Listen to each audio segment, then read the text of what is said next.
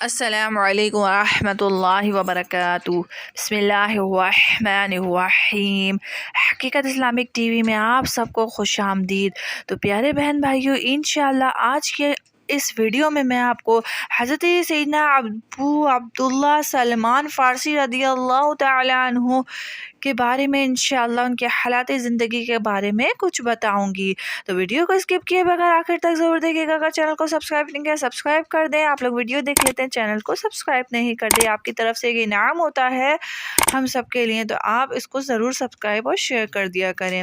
تو پیارے بہن بھائیوں، آپ رضی اللہ تعالی عنہ کا نام اسلام قبول کرنے سے پہلے ماباہ بن بدخشان بن مرسلان بن بہبودان تھا، اور اسلام قبول کرنے کے بعد آپ رضی اللہ تعالی عنہ کو اسلام کی طرف منسوب کرتے ہوئے سلمان بن اسلام کہا جاتا تھا۔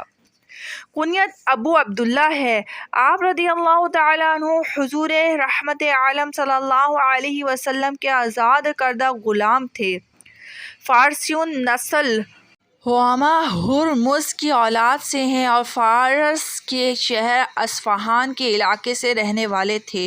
تلاش دین میں دیس چھوڑ کر پردیسی بنے، پہلے عیسائی بنے، ان کی کتابیں پڑھیں، بہت مصیبتیں جھیلیں، حتیٰ کہ بعض عربیوں نے آپ رضی اللہ تعالیٰ عنہ کو غلام بنا لیا اور یہود کے ہاتھ فروخت کر دیا۔ حضور نبی کریم صلی اللہ علیہ وسلم نے مال کتابت ادا کر کے آپ کو آزاد کر دیا۔ غزوہ احزاب کے سال حضور نبی کریم صلی اللہ علیہ وسلم نے نشان لگا کر خندق کی نشاندہی کی کہ اس جگہ خندق کھودنی ہے، تو صحابہ کرام علیہم رضوان کا حضرت سیدنا سلمان فارسی رضی اللہ تعالی عنہ کے بارے میں اختلاف ہو گیا، کیونکہ آپ رضی اللہ تعالی عنہ قوی طاقتور شخص تھے۔ مہاجرین صحابہ کرام علیہم رضوان کہنے لگے، حضرت سیدنا سلمان فارسی رضی اللہ تعالی عنہ ہم میں سے ہیں۔ انصار صحابہ کرام علیہم رضوان کہنے لگے، ہم میں سے ہیں۔ سرکار مدینہ صلی اللہ علیہ وسلم نے ارشاد فرمایا، سلمان ہمارے اہل بیت سے ہیں۔ آپ رضی اللہ تعالی عنہ کی عمر 350 سال ہوئی، اور یہ بھی کہا گیا کہ 250 سال ہوئی۔ ہمیشہ اپنے ہاتھ کی کمائی سے کھاتے تھے اور بیت المال سے ملنے والے وظیفے کو صدقہ کر دیا کرتے تھے۔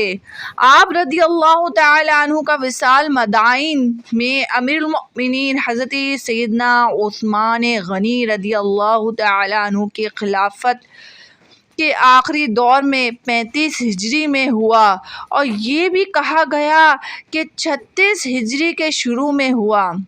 مدائن کا نام اب سلمان پاک ہے۔ یہ جگہ بغداد شریف سے 30 میل دور ہے۔ ان کے ساتھ حضرت سیدنا حذیفہ بن یمان اور حضرت سیدنا جابر رضی اللہ تعالی عنہما کے مزارات ہیں۔ مدینہ منورہ کے حوالی میں حضرت سیدنا سلمان فارسی رضی اللہ تعالی عنہ کا باغ ہے۔ اس میں 2 کھجور کے درخت حضور صلی اللہ علیہ وسلم کے لگائے ہوئے ہیں۔ سبحان اللہ۔ اللہ تبارک و تعالیٰ کا شکر ہے کہ اللہ تبارک و تعالیٰ نے ہمیں ایسی ہستیوں سے نوازا۔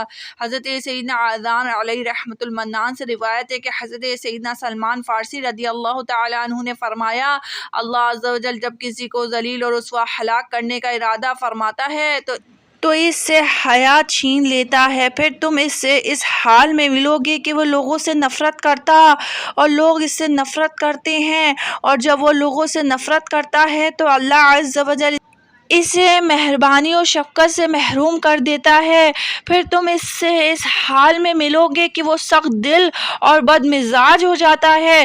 جب وہ ان حالات کو پہنچتا ہے تو اللہ عز و جل سے امانت داری سلب فرما لیتا ہے۔ اب جب تم اسے ملو گے تو اس حالت میں دیکھو گے کہ وہ لوگوں سے خیانت کرتا اور لوگ اس سے خیانت کرتے ہیں، جب وہ اس حالت کو پہنچ جاتا ہے تو اللہ عز و جل اس کا ایمان بھی سلب فرما لیتا ہے، جس کی وجہ سے وہ ملعون ہو جاتا ہے۔ علمان والحفیظ، حضرت سیدنا سلمان فارسی رضی اللہ تعالیٰ عنہ نے فرمایا، بے شک علم بہت زیادہ اور عمر بہت تھوڑی ہے، لہٰذا دین کا ضروری علم حاصل کر۔ تو پیارے بہن بھائیوں، یہ مختصر سی جو ہے وہ حضرت سلمان فارسی رضی اللہ تعالیٰ عنہ کے حالات زندگی تھی۔ امید ہے آپ کو ویڈیو پسند آئی ہوگی۔ اگر ویڈیو پسند آئی ہے تو صدقہ جاریہ سمجھ کے شیئر کر دیں، لائک کر دیں اور چینل کو سبسکرائب کر دیں، بیل آئیکن بھی دبا دیا کریں تاکہ آنے والا نیا واقعہ آپ تک پہنچ سکے۔ السلام علیکم، اللہ نگہبان، اللہ حافظ۔